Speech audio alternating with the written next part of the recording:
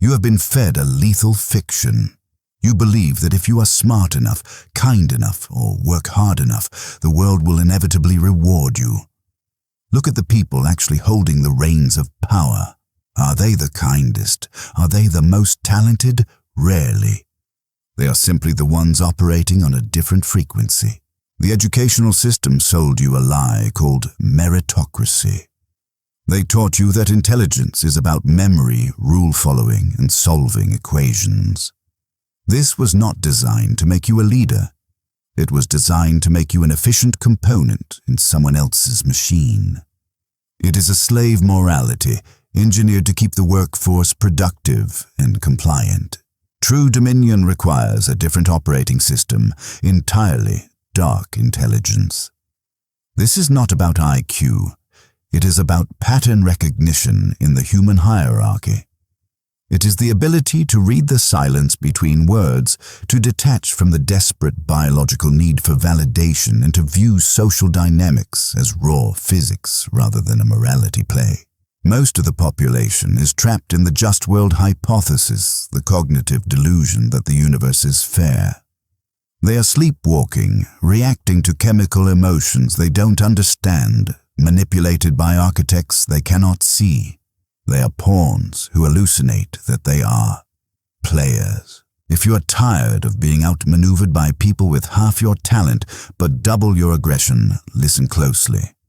We are not here to discuss what should be. We are here to discuss what is. Niccolo Machiavelli was not a villain. He was an autopsy surgeon of human nature. He understood that the gap between how we wish people behaved and how they actually behave is where the naive get slaughtered. You have spent years trying to be transparent, trying to be good, and your reward has been exhaustion, invisibility, and betrayal. That era ends now. In the next few minutes, we will not give you affirmations. We will hand you weapons. We are going to download the operating system of the elite to dismantle the manipulation around you. But a warning, this knowledge is a one-way door. Once you see the strings, you can never go back to the puppet show. If you're not ready to kill the part of you that enjoys being a victim, leave now. For the rest of you, welcome to the desert of the real. Number 1, the law of selective silence. Most people are terrified of silence. To them, a pause in conversation is a threat, a void that must be filled with noise to prove their existence. So they babble, they explain, they overshare. They hand over the blueprints of their mind to anyone who will listen. In doing so, they become predictable. And if you are predictable, you are masterable. Dark intelligence begins when you stop using words to seek validation and start using them as precision instruments. Consider the court of Louis XIV. When ministers brought him urgent problems demanding immediate answers, he would often reply with a single terrifying phrase, "I shall see." Then silence. Why is this lethal? Because information is currency. When you speak, you are spending. When you listen, you are collecting. The person who speaks the least in the room holds the most capital. Think of the last time you felt truly intimidated. Was it the man screaming and making threats? No. It was the one who sat perfectly still, watching you saying nothing. That silence creates a psychological vacuum. Human nature abhors a vacuum. When you withhold your reaction, other people's anxiety compels them to fill that space. They start talking. They reveal their intentions. They expose their insecurities. They tell you exactly how to defeat them all because they could not handle the weight of your silence. Stop explaining yourself. Stop defending your actions. Stop offering your opinion before it is extracted from you. Become a black hole of information. Absorb everything. Reflect nothing. When people cannot read your position, they cannot form a strategy against you. They become cautious. They seek your approval. Silence is not just the absence of noise. It is the loudest form of control. Number 2, the law of strategic amorality. This is where your conditioning will fight back. You have been trained to view every event, every person, and every outcome through a binary lens, good or evil, fair or unfair. This moralizing is a chain around your neck. The Machiavellian mind does not deal in good or bad. It deals in effective or ineffective. When a predator hunts prey, is it evil? No, it is hungry. When a storm destroys a house, is it malicious? No, it is inevitable. You suffer because you project a human moral framework onto a chaotic universe. You get angry when someone betrays you because you think they shouldn't have done that. You get depressed when you lose an opportunity because it wasn't fair. Dark intelligence requires you to view reality as a mechanic views an engine. If the car does not start, the mechanic does not call the engine evil. He does not cry about the injustice of the breakdown. He finds the broken part and fixes it or replaces it. When someone attacks you, do not waste energy being offended. Offense is for the weak. Instead, analyze. Why did they attack? What is their leverage? How do I neutralize this? This is strategic amorality. It does not mean you have no ethics. It means you do not let your ethics blind you to the mechanisms of power. A good person with no power is not virtuous. They are just a victim in waiting. Stop asking, why did they do this to me? And start asking, what does this move allow me to do next? Number 3. The law of controlled vulnerability. There is a misconception that the Machiavellian is a robot, cold, distant, unrelatable. That is amateur hour. That is a child putting on a costume of strength. True dark intelligence understands that if you appear too perfect, too cold, or too invulnerable, you commit a fatal error. You generate envy. You create enemies who want to see you bleed just to prove you are human. To survive, you must curate a flaw. This is the pratfall effect weaponized.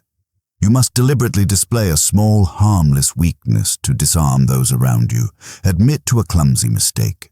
Ask for a small, insignificant favor. This triggers the Ben Franklin effect. When people help you or see you stumble, they lower their guard. They feel a sense of camaraderie, or even better, a sense of superiority. Excellent. That is exactly where you want them. While they are busy feeling superior over your minor incompetence, they are blind to your major competence.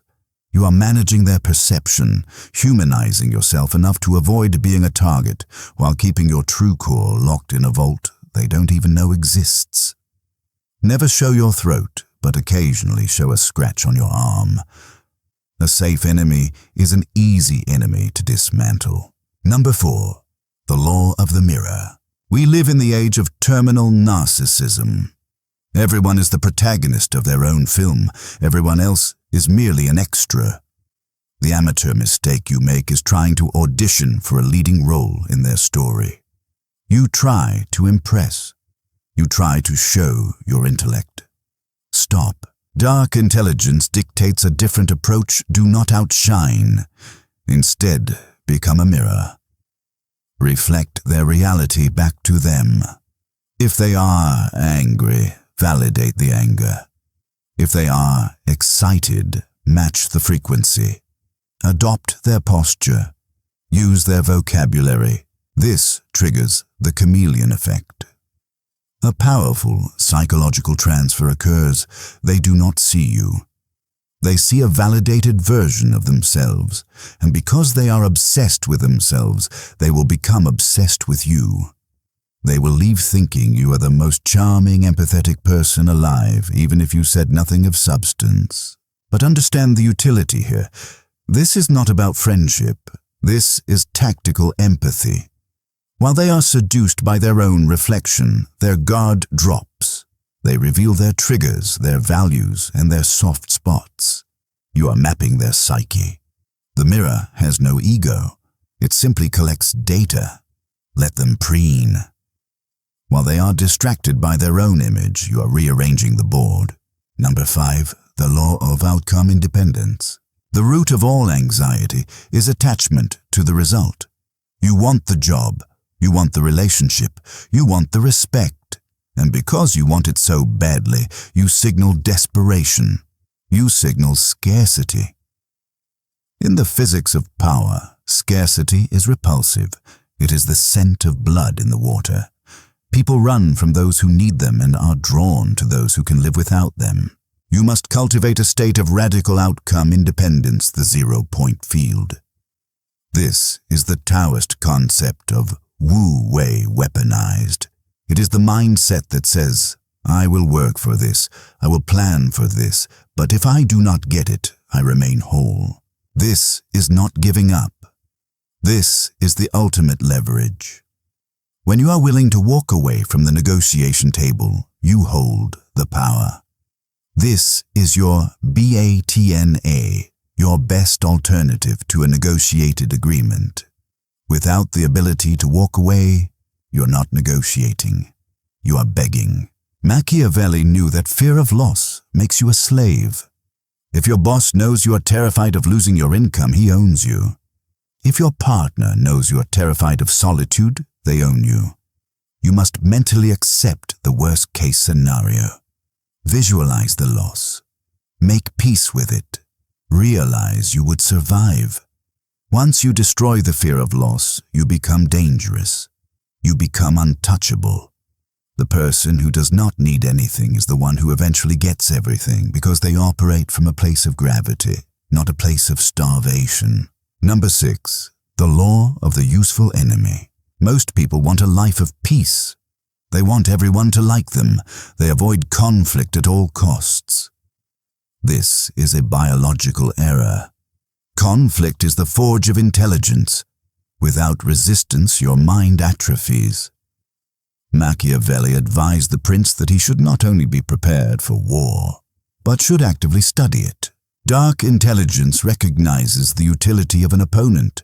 This is the principle of hormesis, the biological reality, where a controlled dose of poison strengthens the organism. An enemy sharpens you. An enemy forces you to focus. An enemy reveals your weaknesses so you can fix them. If you do not have an enemy, you become complacent.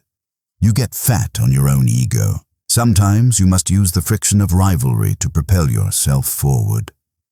Look at history. Tesla needed Edison. Ali needed Fraser.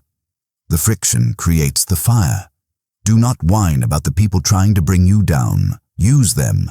Let their hate be the fuel that drives your discipline. Let their doubt be the evidence of your ambition. And more importantly, having a common enemy is the fastest way to build alliances. Carl Schmitt noted that the core of politics is the distinction between friend and enemy. Nothing unites a group faster than a shared threat. If you want to unify a team, a family, or a movement, you do not preach love. You identify a target. Do not fear the enemy. Curate them. Choose an enemy worthy of your potential and let the war elevate you. Number 7, the law of the persona. You believe you're a single, coherent entity. You pride yourself on being authentic. This is a limitation. You are a multiplicity. You are different with your mother than you are with your boss. Different with your lover than with your rival. Dark intelligence is the conscious curation of these masks. Sociologists call this dramaturgy, the realization that all human interaction is a performance. There is a front stage where you perform for the audience and a backstage where you retreat to recover. The amateur thinks being yourself is a virtue. I'm just being me, says the man who ruins a negotiation with his temper. That is not authenticity. That is a lack of discipline.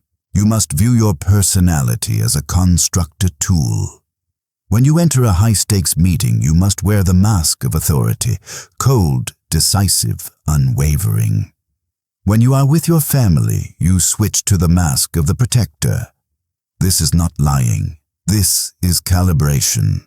You do not use a hammer to tighten a screw. Why would you use the same personality for every situation in life? Machiavelli noted that the prince must be a great pretender and dissembler. He must be the lion, ferocious enough to scare the wolves, and the fox, cunning enough to recognize the traps. If you are only the lion, you walk into snares. If you are only the fox, the wolves eat you.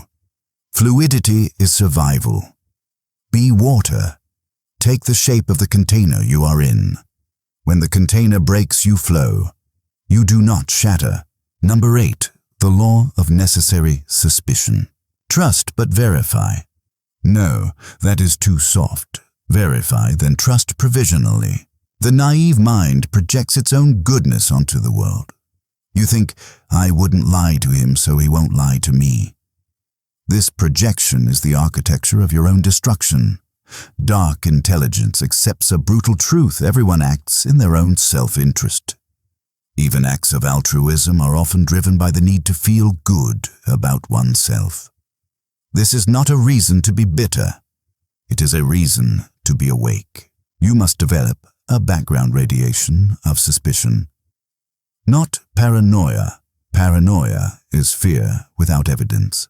Suspicion is attention to detail. In game theory, the prisoner's dilemma proves that blind trust is a mathematically losing strategy against a defector. If you trust blindly, you are statistically guaranteed to be exploited. Watch what people do, not what they say. Words are cheap. Words are designed to manipulate. Actions are the only truth.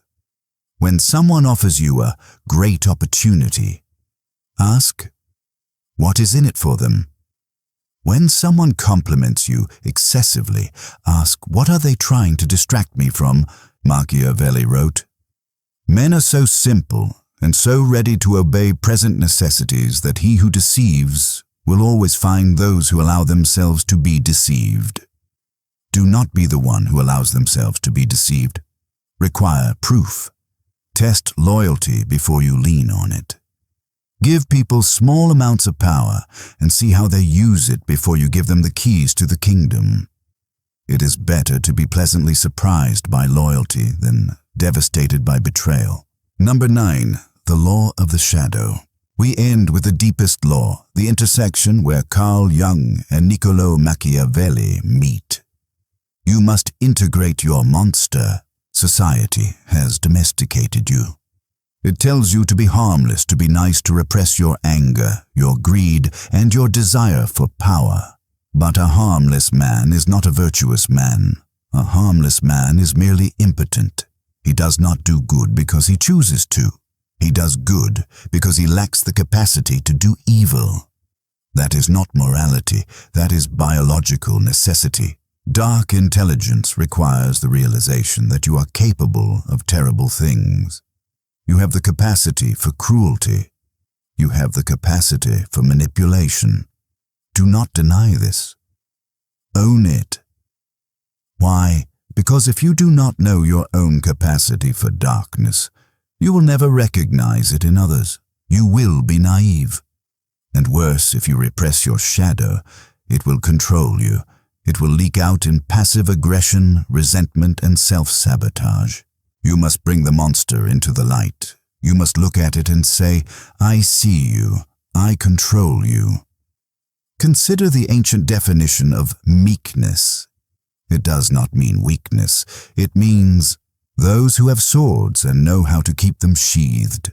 When you know you could destroy someone, but you choose not to, that is virtue. That is controlled power. Nietzsche called this the will to power. It is not about tyranny. It is about self-mastery. Machiavelli's ideal leader was not a saint. He was a man who knew how to use bad methods for good ends. You need that edge. You need that darkness in your eyes that tells the world, I am peaceful by choice, not by inability. When you integrate your shadow, you become whole. You stop fearing the darkness in the world because you have mastered the darkness in yourself. These 9 laws are not a checklist. They are a severance package from your old life. From this moment on, you will walk into a room and the texture of reality will feel different. You will see the silence that screams. You will see the mirrors people hold up. You will see the lions and the foxes hiding in plain sight. You are no longer a civilian in the war of the mind. You are a combatant. But understand that this power comes with a heavy tax, the burden of isolation. Plato described this thousands of years ago in the allegory of the cave. You have stepped out of the darkness and into the blinding light of the real. It hurts. And when you look back at your old peers, your old friends, you will realize they are still chained, staring at shadows on the wall, believing those shadows are the world. You cannot unsee what you have seen. You will feel a distance grow. They may say you have changed. They may say you are colder, quieter. Let them. You are shedding the skin of the victim. You are stepping into the realm of the outlier. The question is not whether these laws work.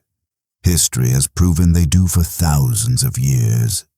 The question is, do you have the stomach to use them? Most people will nod their heads and return to the cave, back to being prey, back to hoping the world becomes nice. But if you are still here listening to the silence, you are ready. If you are willing to explore the abyss without blinking, and if you are ready to dismantle the weak version of yourself to build something untouchable, then you know what to do. Subscribe. But only if you are willing to handle the weight of what comes next. The rabbit hole goes much deeper than this. I'll see you in the shadows.